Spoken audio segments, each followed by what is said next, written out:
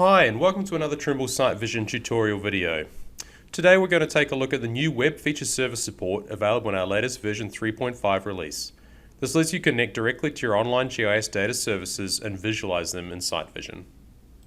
To get started, you're going to need to download and install the new version of SiteVision Manager from our website.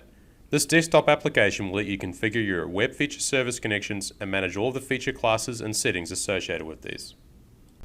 Open SiteVision Manager and create a new feature service connection.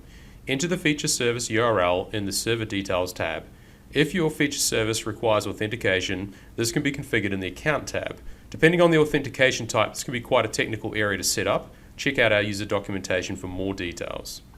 Select the Layers tab and click the Fetch button to connect to the service and retrieve the available feature classes.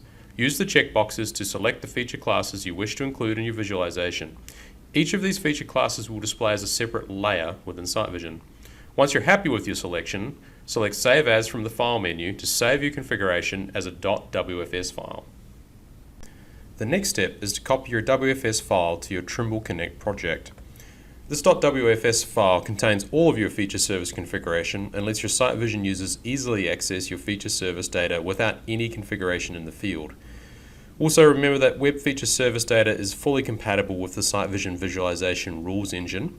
This allows you to define specific colors, represent accurate 3D pipes, or even replace points with custom 3D models.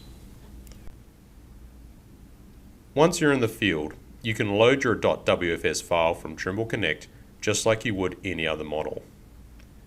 When you load the WFS file, SiteVision will download and display all data within 500 meters of your current position. Walk 10 meters to orient SiteVision as usual, and your feature service data will automatically adjust itself to the correct location.